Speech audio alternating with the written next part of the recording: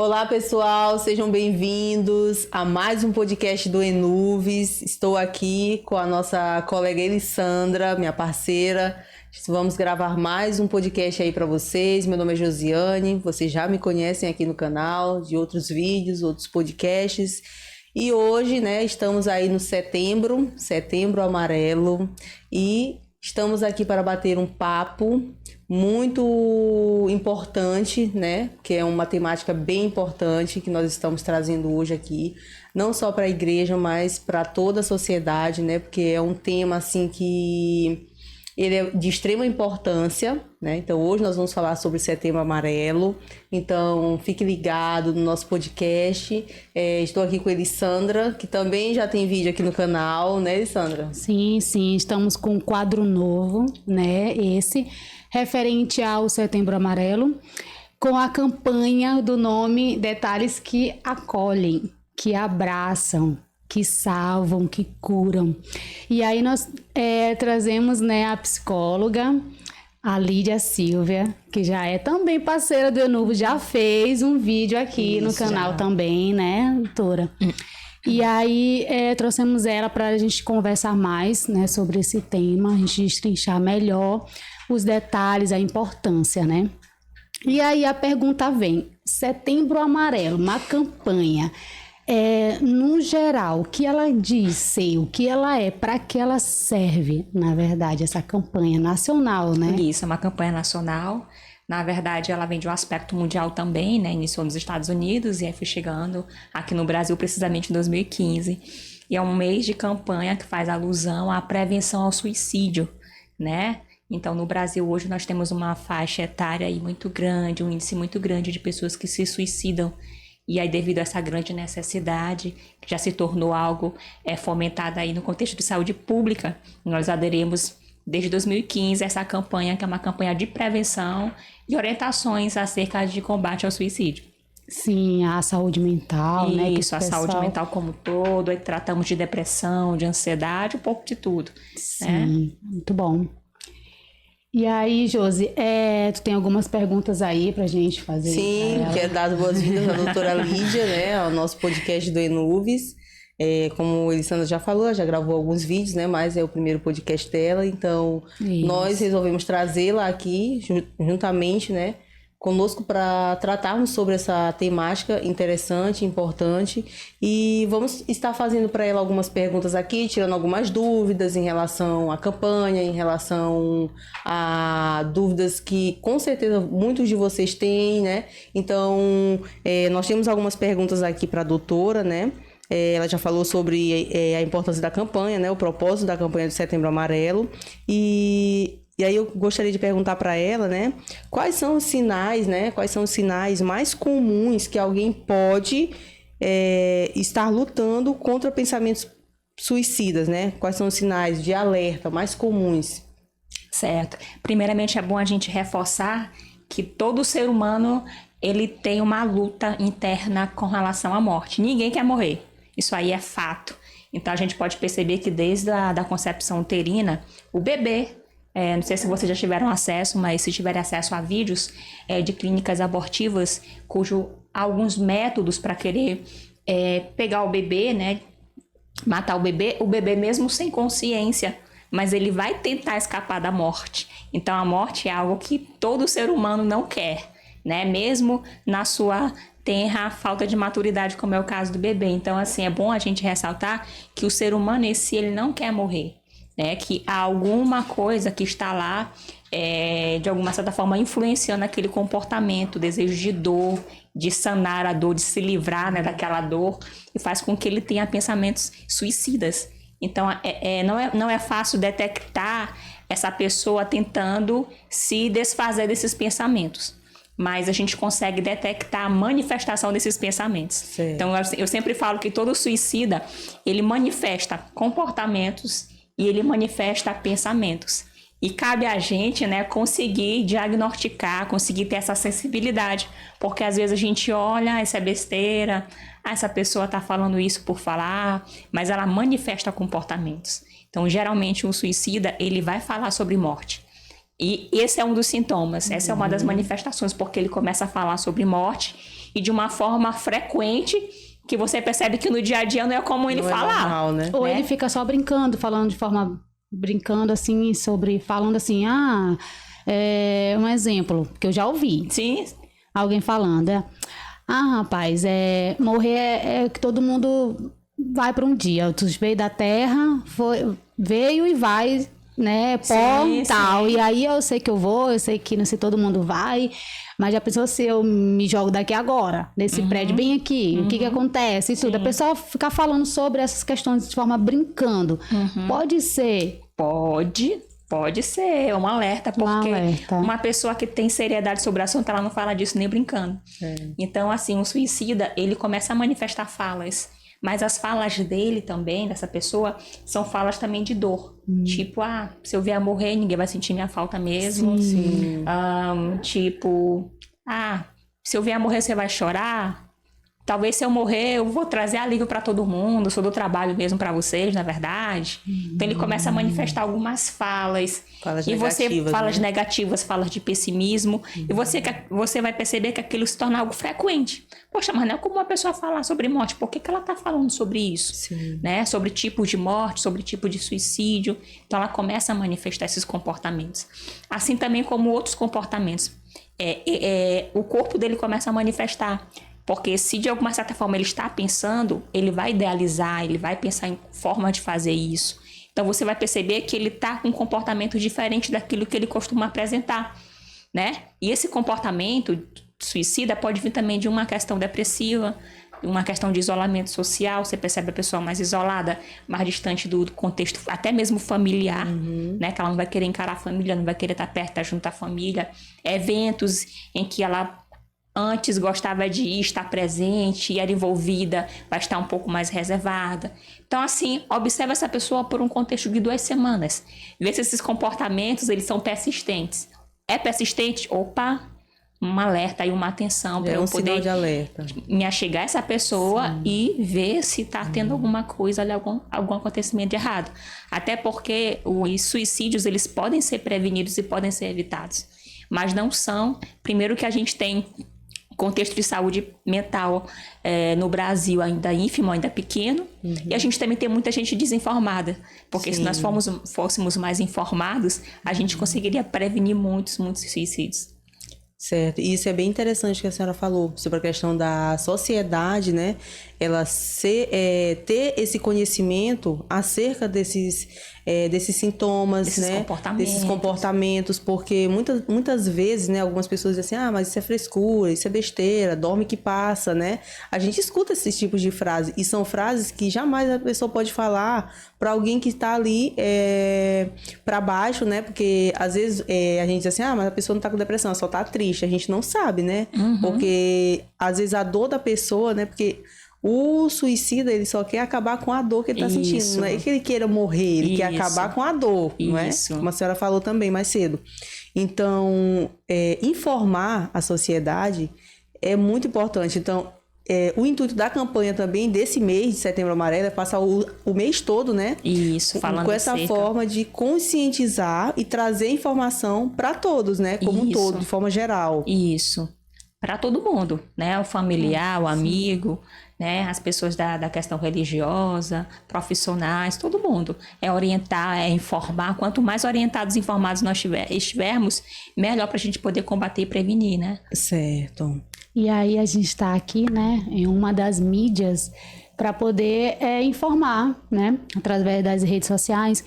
Mas assim, quais canais, né, nós podemos e como podemos passar essa informação para as pessoas, né, a prevenção, quais deles são mais importantes ou são todos, né? Eu acho que todos. Todos, né? Porque a gente vê um público jovem que acessa muito as questões midiáticas de internet. A gente vê um público mais maduro que atende mais a questão da televisão, outro público bem mais maduro o rádio. Então acho que a gente deve pegar todos os níveis da sociedade, todos os públicos. Então quanto mais pessoas nós orientarmos e estiverem informadas, melhor. Então deve sair na mídia televisiva, nos rádios, em jornais impressos, né? Na internet. Inclusive, parabenizar vocês pela iniciativa, né? Aproveitando o ensejo do mês e trazer esse assunto tão relevante, tão importante, né? Para o podcast. Acho que é muito importante. Parabéns. Então, acho que é isso. Quanto mais a gente trazer isso para a mídia, né? Não apenas dar notoriedade aos casos de suicídio, porque a contribuição não é muito positiva. O ser humano tem uma mente muito fértil e criativa. Sim. Então, há essa questão ética de não divulgar os casos de suicídio para poder evitar com que pessoas olhem e se estimulem. Sim. Mas propagar o quê? Propagar informação, orientação, né? Isso é importante, né? Não os casos, mas a informação. Então, quanto mais a gente colocarmos isso na mídia, mais alcance a gente vai ter. As mídias on e off também, né? Exatamente. É muito legal a gente fazer uns panfletozinhos e tá divulgando, né? A prevenção, sobre saúde mental, falar assim, mais nessa vibe da saúde mental, porque às vezes falar sobre suicídio é muito forte, né? Mas é necessário, né? Isso. É necessário. E aí falar os pontos mais positivos, as pessoas que se recuperaram, que conseguem, que dá certo, né? Que a pessoa consegue sair daquilo, que é né? possível vencer. Depoimentos, né? Da pessoa vencendo. Então, essa parte aí da gente não falar de pessoas que estão se suicidando, como elas estão se suicidando, não é legal. Até porque as pessoas querem, muitas das vezes, ver para saber como pode fazer. Exatamente. Nossa, se deu certo daquela forma, né? Então, isso realmente não é legal, né? Evitar falar sobre, né? Isso. E sobre essa questão de trazer para as redes sociais, né, como um todo, como a senhora falou, todos os canais, né, é muito importante, porque a gente sabe que tem ainda pessoas que não têm acesso à informação, à internet, né, por exemplo. Então, é muito mais vantajoso para quem está na rede social ser atingido ali pela rede social, né? Ter a informação ali dentro do Instagram, Facebook, YouTube, entre outros. Mas quem está lá no interior, porque a questão do suicídio, ela não é só nas cidades, né? Ela é de forma geral. Seja onde não tem e onde tem internet. Então, trazer algumas questões assim pro rádio, né? Porque eles escutam muito rádio, né? Sim. Onde não tem internet, se escuta ainda muito rádio, a televisão. Então, abrir espaço, né? Nos programas de rádio para falar sobre essa temática, nem que seja no mês de setembro, né? Mas já é um começo. Já é um espaço, né? Já é um espaço reservado para tratar, porque às vezes a gente vê que a pessoa tá lá no sertão, né, no interior, não tem acesso à internet, mas também ela sofre dos mesmos pensamentos às vezes, né? A pessoa também tem as suas fraquezas, as suas fragilidades, e muitas vezes os pais, né, as pessoas que estão ali próximas não conseguem detectar o motivo dela estar assim. Então, tendo essa informação, é muito bom, porque todos ao redor vão saber e vão conseguir evitar e assim diminuir, né, o índice, porque ainda é muito alto. Muito alto. Aqui no Brasil, por exemplo, a cada 45 minutos ocorre um suicídio. Então é muito. E a cada caso que acontece, há 20 tentativas, né? Então, assim, de acordo com as estatísticas, nem todo mundo consegue cometer e obter êxito no primeiro ato. Geralmente é no 7º. Então, olha o quanto que essa pessoa deu sinais, o quanto que a gente poderia resgatar, né? E a estatística, assim, a maioria dos casos... Mas, assim, adolescentes, jovens, como é? A faixa etária entre 15 e 29 anos é o maior número de casos.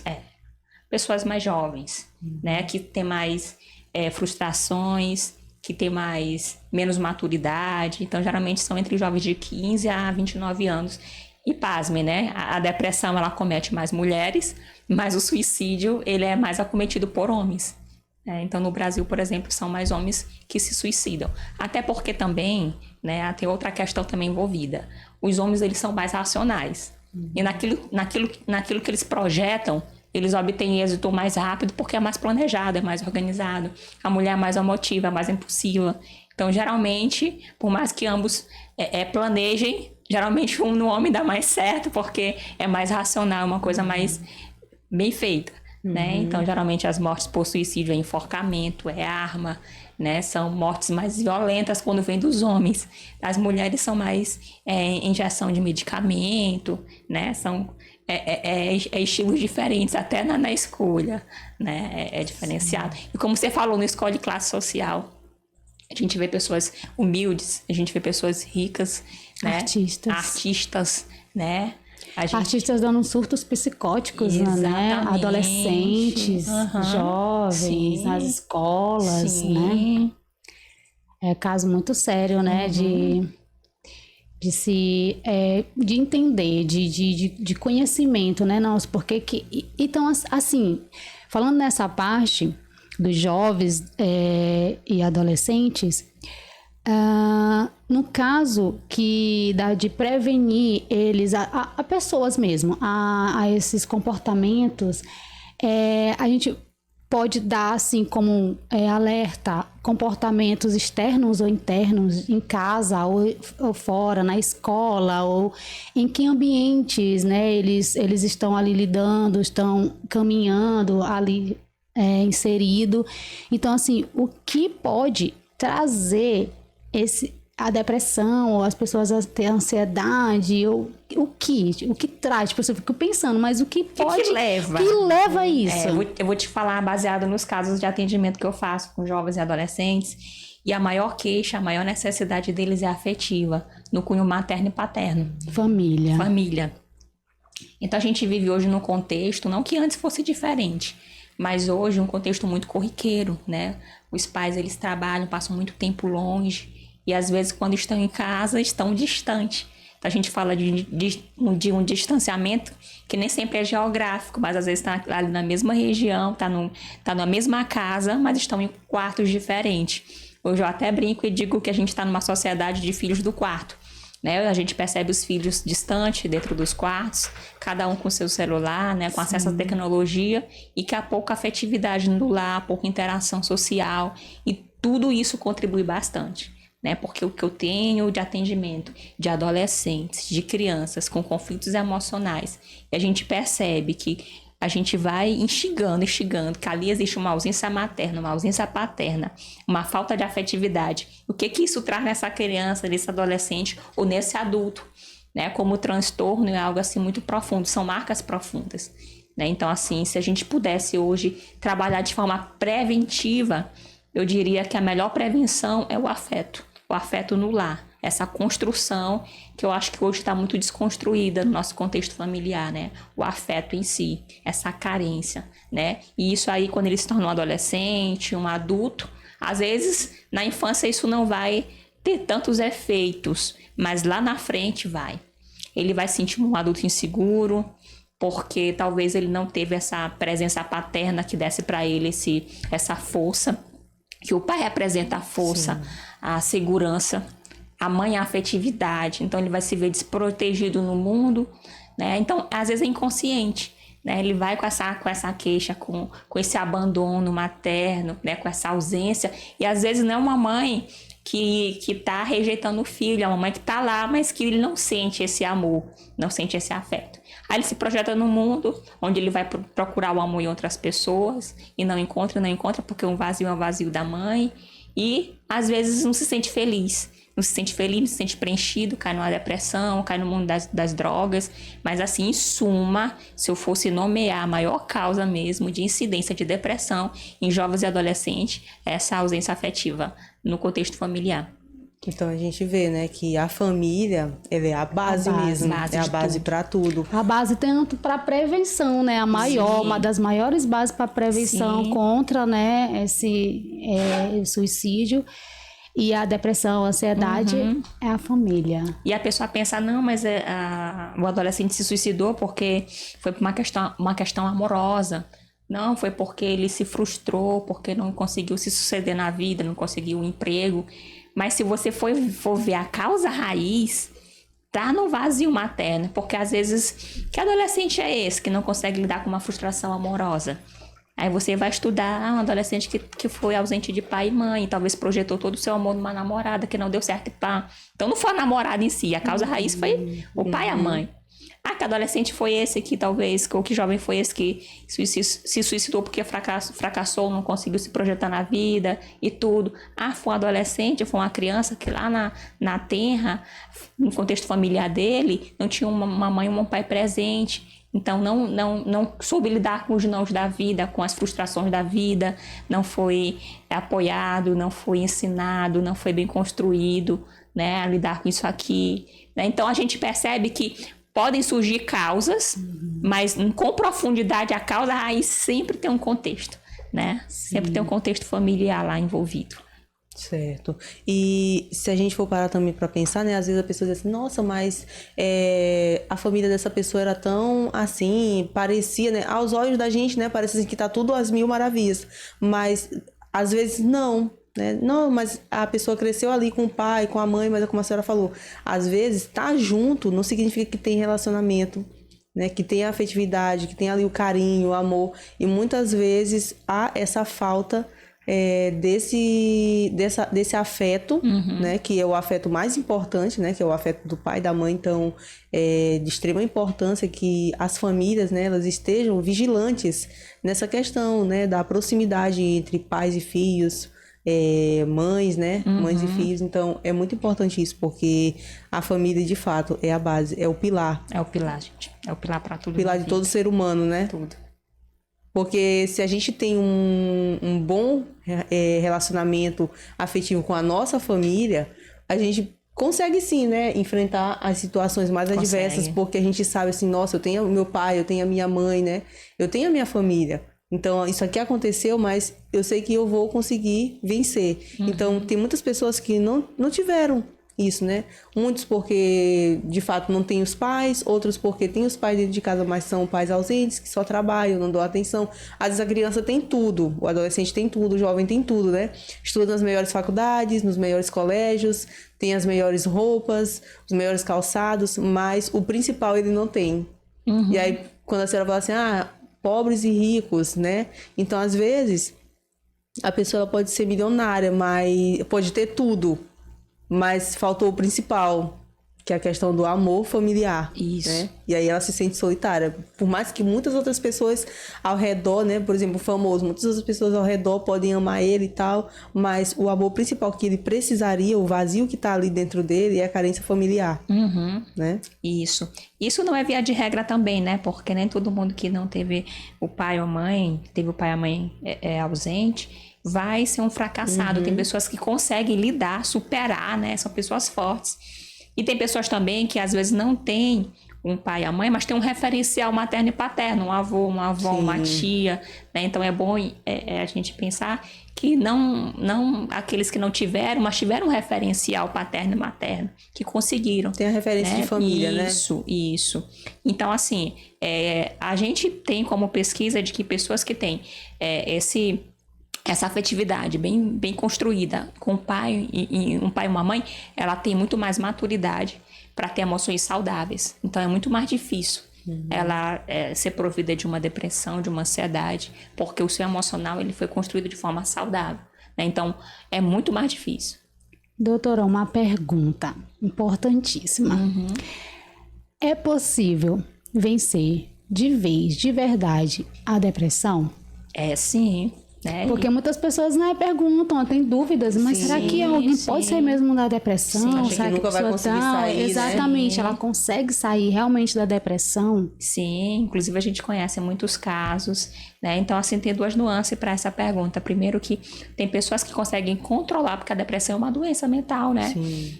Tem pessoas que conseguem controlar e tem pessoas que, de fato, conseguem realmente se curar, né, da doença. Então, a gente conhece casos, né, de pessoas que conseguiram superar, de pessoas que conseguiram vencer. Eu também passei pelo processo, né? Então, é bom falar disso porque não é só a história de pessoas que eu acompanhei, né, que eu tratei, mas eu também passei pelo processo, né? E meu processo foi diferente, né? Pessoas que eu conheço que passaram por isso tiveram um tratamento medicamentoso, né? E também tiveram um tratamento terapeuta, né? Com psicólogo, acompanhamento, e conseguiram superar suas dores, né? Conseguiram passar por esse processo. O meu foi espiritual, né? Eu como psicóloga, então eu me via no momento que eu disse, eu não vou procurar nenhum psicólogo, porque eu sou psicóloga, eu conheço as técnicas, né? Embora seja importante, todo psicólogo tem um psicólogo, tá? Isso não é via de regra, não. Sim. Foi a minha história.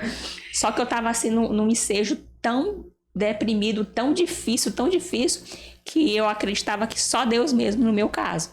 Então eu procurei ajuda espiritual, né? Então assim, lá no meu quarto, escuro, eu lembro que eu me ajoelhei e chorei muito, eu tava assim um período muito difícil da minha vida. E é bom a gente fazer essa diferenciação, tá?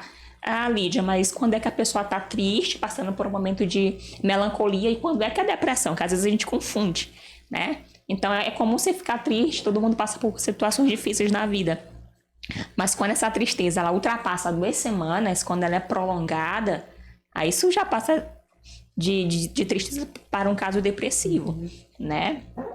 E aí eu tava nesse momento muito ruim da minha vida. Eu me ajoelhei, eu fiz uma oração. E eu lembro bem que nessa noite eu deixei meu quarto todo escuro. E eu lembro que antes eu tinha ido pro culto. Eu disse, Senhor, eu quero que o Senhor fale comigo no culto. Fui pro culto de jovens. E aí nesse culto nada de Deus falar comigo, nada de ninguém falar comigo, nada.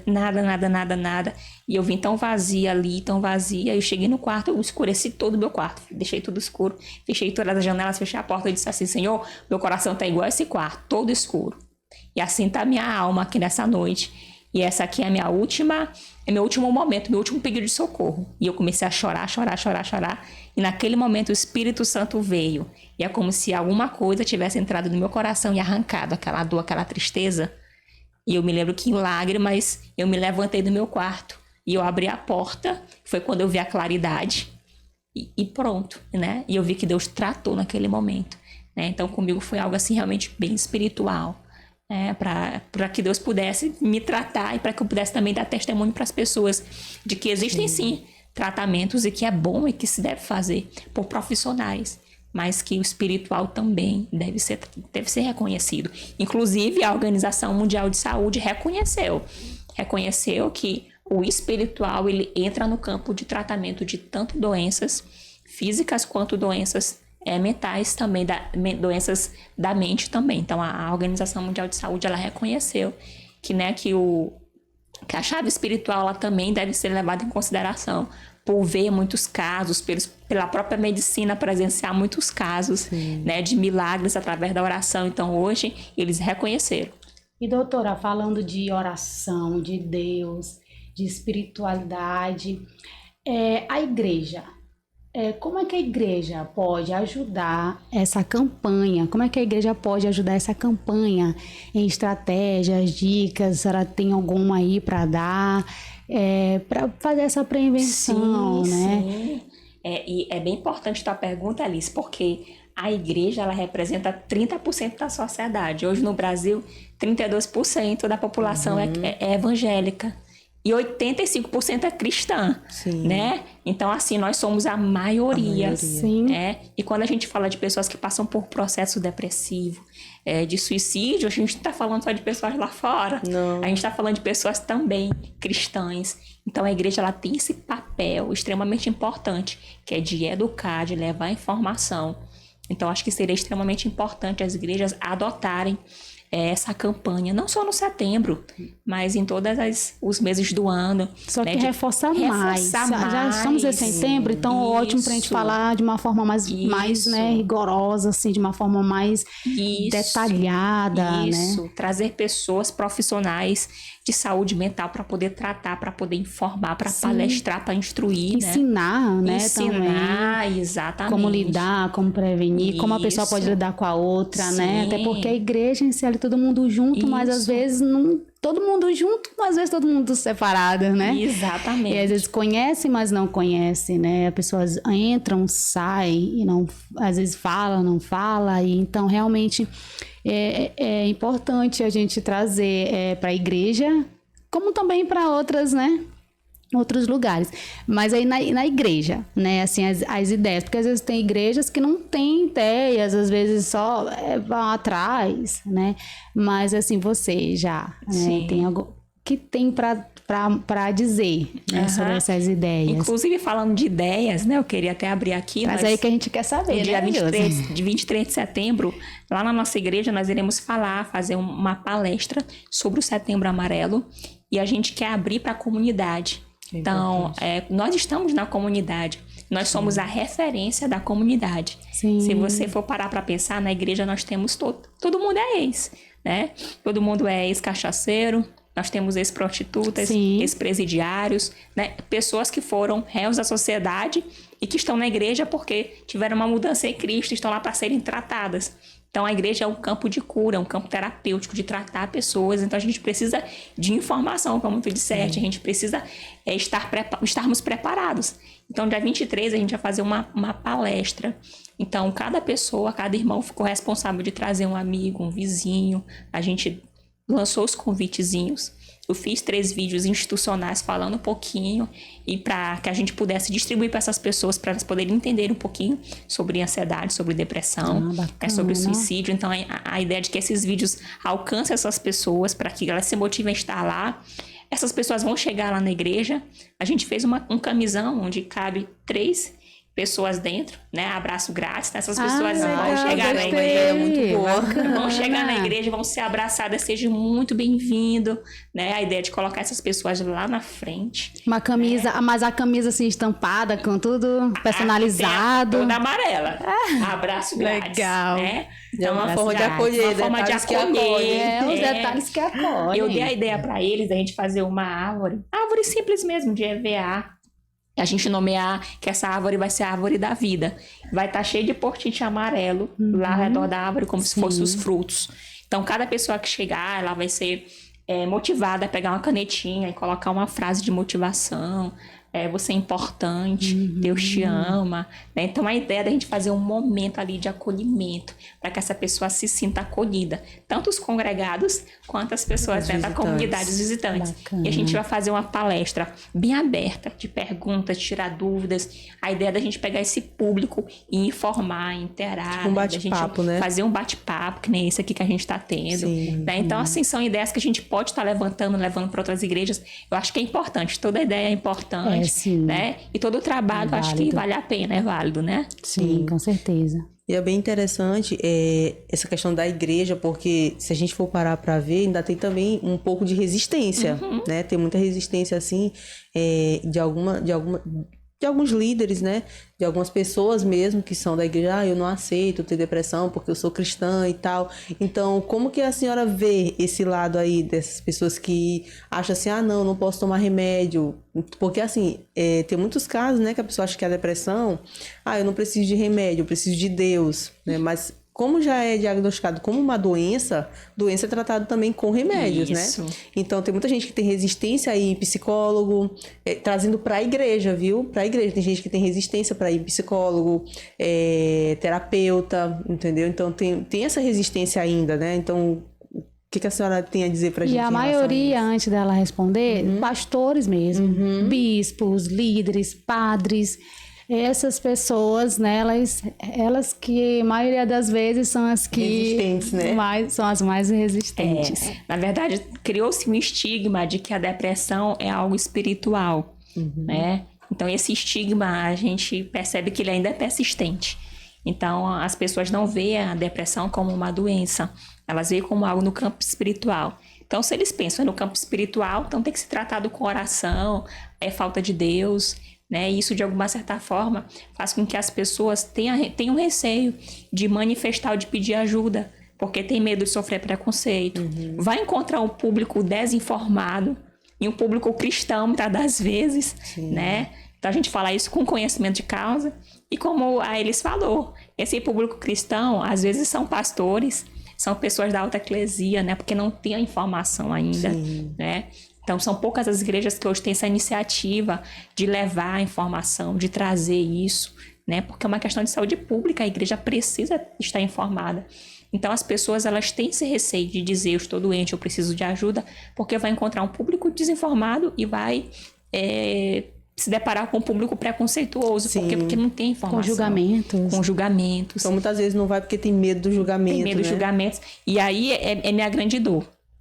Porque 80%, isso é muito grande, é um dado muito grande. 80% dos casos de suicídios, eles poderiam ser evitados. 80%. E não são porque as pessoas têm medo de manifestar, têm medo de falar. Porque as pessoas, às vezes, que estão ao redor, não têm o conhecimento, não têm informação para poder lidar, para poder tratar. Então, é triste, né? Sabendo que a gente poderia evitar isso, né? Que há como evitar, não é verdade? Sim. Exatamente. Então, já que a senhora falou, né, sobre a saúde pública, a depressão ela é uma questão de saúde uma questão de pública, saúde né? pública. E assim, existem canais, né, de fácil acesso? Sim, sim. Hoje existe a CVC, né, que é o Centro de Valorização da Vida, que é o canal 188. Né? Então, aí, porventura, se você está passando por isso, ou se você conhece alguém que está passando por isso, né, acho que é importante a gente colocar isso, porque nesse canal, que é 188, a pessoa vai ligar, ela vai ser atendida, um atendimento diferenciado, a pessoa é acolhida, a pessoa é aceita sem julgamentos. Então, ali, eles também têm acesso pelo chat, eles também atendem por e-mail e também alguns casos presenciais. Né? Então, é muito importante a pessoa ligar para o 188, porque tem todo um protocolo e elas também vão te encaminhar, né, para alguns centros de saúde que eles dão esse apoio. Né? Tem alguns CAPs também, onde lá tem psicólogo, tem pessoas que tratam. Né? É um campo ainda pequeno. É nacional? Ele é nacional. Então eles vão sempre procurar o local mais próximo da pessoa, os né? locais mais próximos para atendimento. Né? Para atendimento presencial, se for o caso. Então, geralmente, eles fazem um atendimento ali emergencial, atende aquela pessoa, e aí, se eles perceberem que o caso é um caso delicado, que requer um atendimento presencial, então eles vão encaminhar, eles vão direcionar essa pessoa para um CAPS mais próximo. Já é bem consolidado? Já é bem consolidado. Tanto que olha que eu nem sabia. Sim. Deixa eu ver, desinformada. Nem sabia. Eu fui ver semana passada, porque a gente ia falar sobre, né, o Setembro Amarelo. E aí eu dei uma olhadinha, né, as pessoas comentando, algumas, né, positiva, negativa, mas a maioria que é um local muito bom de acolhimento, né, eles ligam e aí eles esperam e são atendidos. E aí eu tava dando uma olhada, é muita gente. Muita gente lá. A expectativa deles é que eles alcancem 300 milhões de ligações. Então é muita gente que liga. É muita gente. E as pessoas são voluntárias lá, é? Lá tem alguns voluntários. Né? Então, assim, a rede, ela é uma rede institucionalizada, com profissionais, né? Mas existem alguns voluntários que fazem parte, não são todos, não. Certo. E, doutora Lídia, e uma outra questão em relação aos canais, né? Que já tem assim. E trazendo assim para, por exemplo, as pessoas que conhecem alguém, né? Que está passando por isso. Quais as dicas assim que a gente pode estar dando para essas pessoas, né? Se conhece alguém, o que a gente pode fazer quando a gente se depara com o caso de alguém, né? Porque a gente vai detectar os sinais, né? Então, detectamos os sinais e eu sei que aquela pessoa ali, ela não tá bem, ela tá passando por um processo depressivo. O que eu posso fazer para ajudar essa pessoa? Uma dica fundamental e muito importante, que é um erro que todo mundo comete pela falta mesmo de conhecimento e de experiência.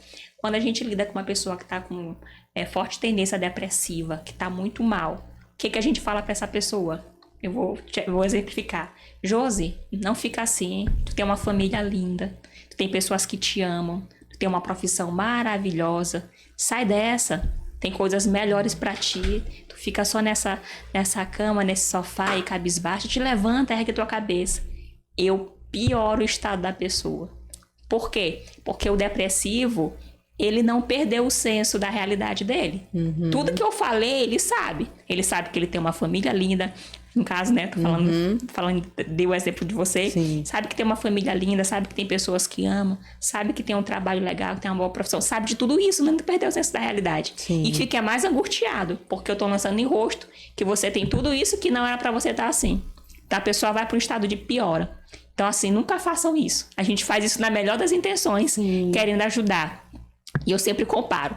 A pessoa que está no estado depressivo, ela está doente. Ela está como se fosse com a alma dela acamada.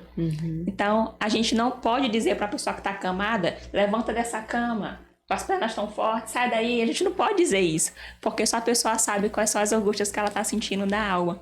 Então, nunca a gente deve fazer essa intervenção. Então, qual é a melhor dica, qual a melhor orientação? Se eu percebo que a pessoa não está bem, está no estado de depressão profunda, ou está com ideação suicida, a melhor coisa que eu devo falar para essa pessoa deixa eu te ouvir, o que está acontecendo contigo? É fazer uma escuta empática.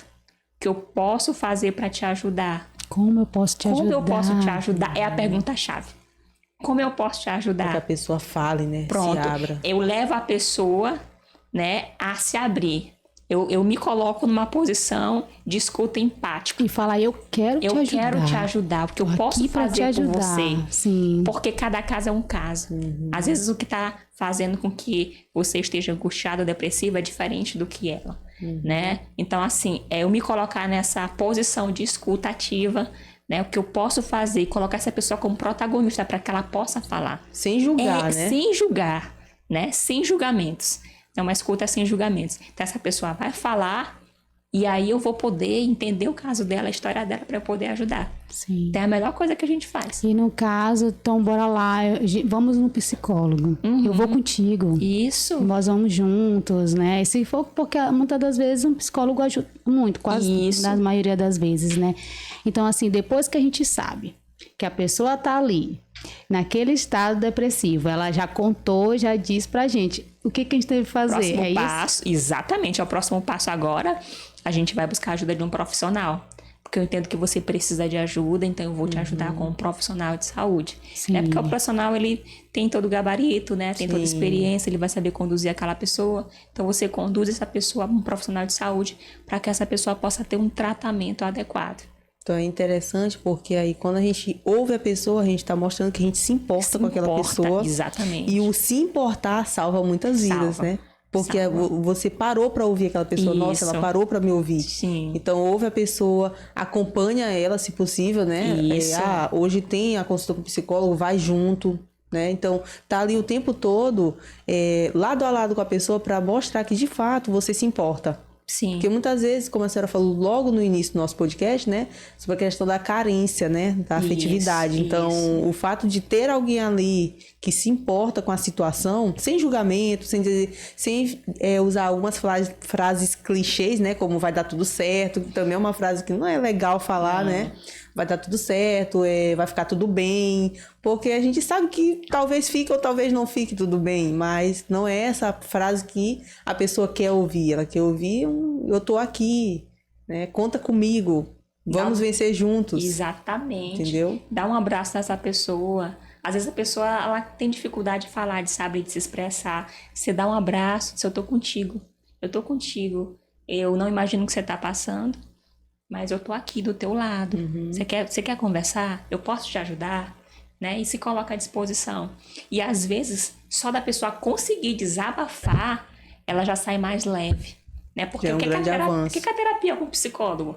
É um momento de escuta, em que a pessoa tá ali para poder falar. Então, é a cura através da fala.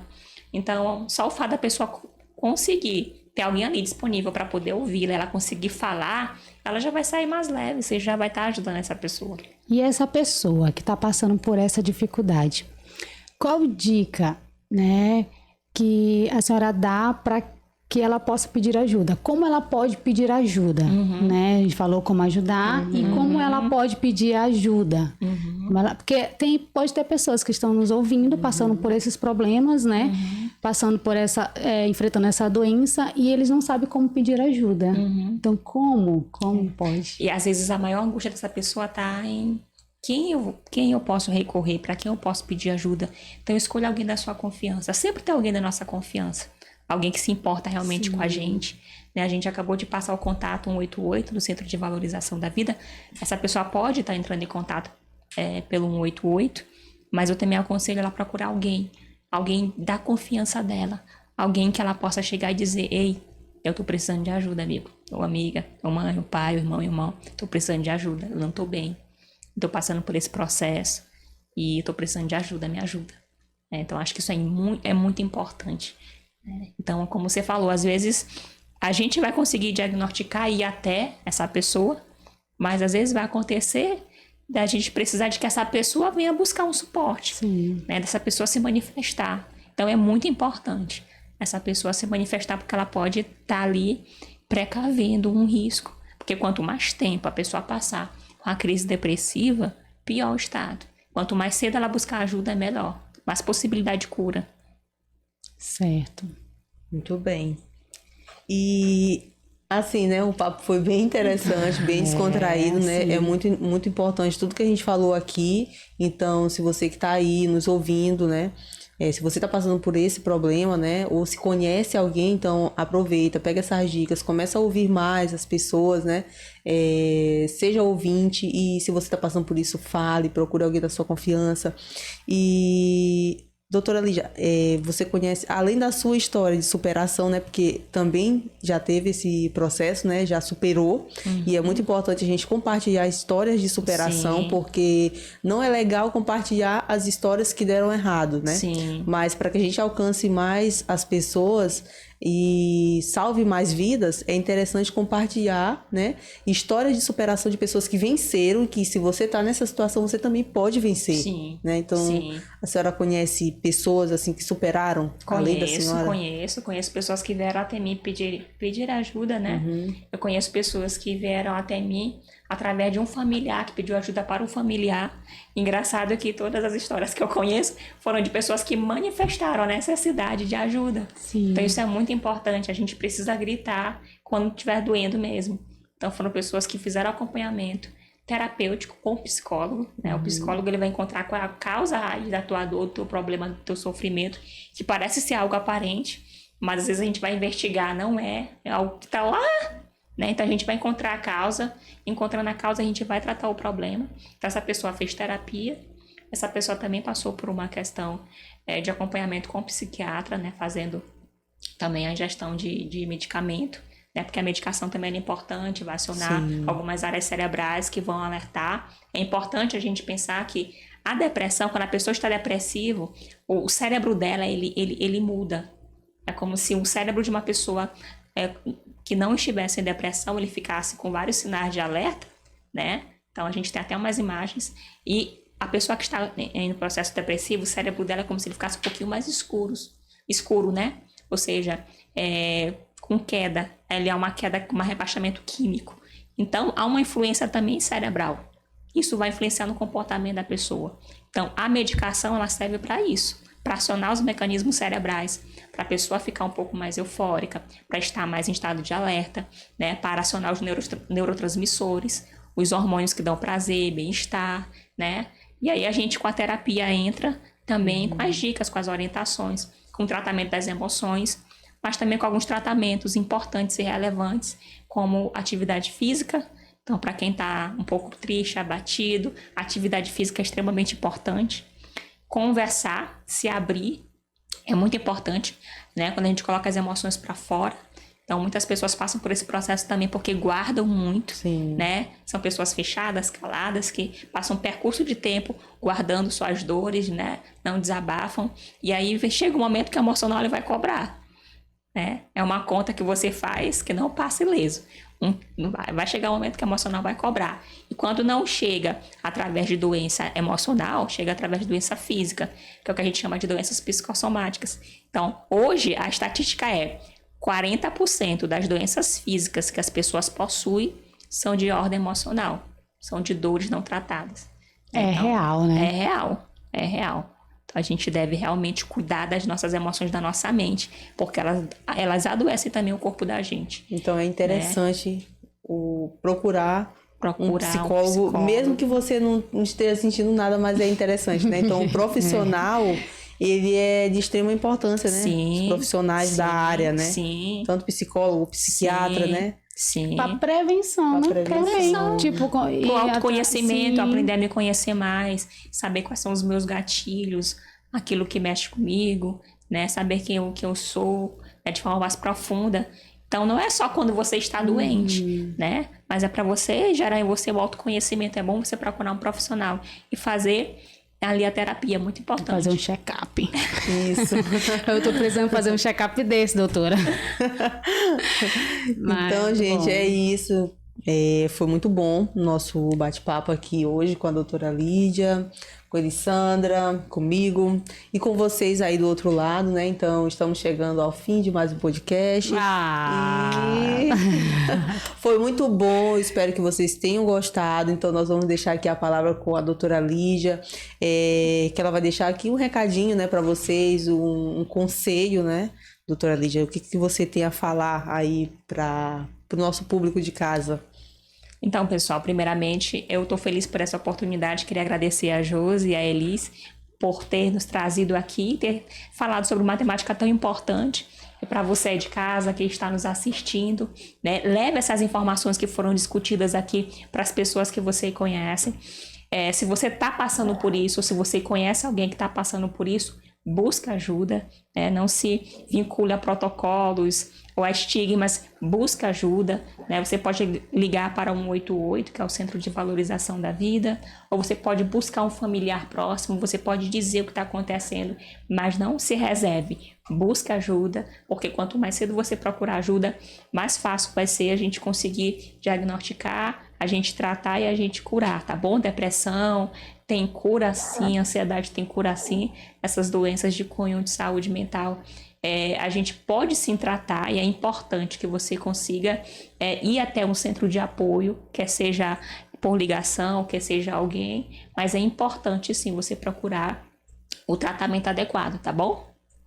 Certo. E, pessoal, se vocês ainda não conhecem a plataforma do Enuvis, então, nós do Enuvis não somos só um sistema de gestão, nós não só disponibilizamos o sistema para as igrejas usar, nós nos importamos, de fato, com as pessoas. Então, é por isso que nós estamos aqui, né? Sempre trazendo temáticas importantes. Temos outros podcasts gravados, outros vídeos, entendeu? Tem vídeos falando sobre a importância da família, né? Nós já gravamos podcast sobre isso. Então, se você ainda não conhece os nossos outros vídeos, você dá uma passeada aí no nosso canal do Enuvis, se inscreva no nosso canal, ative as notificações para que você seja notificado sempre que tiver conteúdo novo. Se você ainda não conhece a plataforma do Enuvis e precisa de um sistema para organizar a sua igreja, acesse o nosso site enuvis.com, baixe o aplicativo do Enuvis, inscreva, crie uma conta aí para sua igreja, comece a usar de forma gratuita. Temos aí planos gratuitos e pagos, mas o gratuito você consegue usar várias funções, entendeu? Tem a nossa equipe de suporte no WhatsApp que vai dar todo o apoio aí para vocês, então fiquem bem à vontade. Eu espero que vocês tenham gostado e nós vamos encerrar com a nossa amiga Elissandra, que vai dar um tchauzinho para vocês. Então, quero que vocês fiquem na paz, fiquem com Deus. E até a próxima, nós vamos estar detalhando, né, toda esse Setembro Amarelo. Fiquem ligados com a gente no Instagram, no Facebook, que nós vamos estar detalhando essa campanha completa, tá bom? Então é isso, fiquem na paz, fiquem com Deus e tchau, tchau. Até mais. Tchau, gente. Prazer.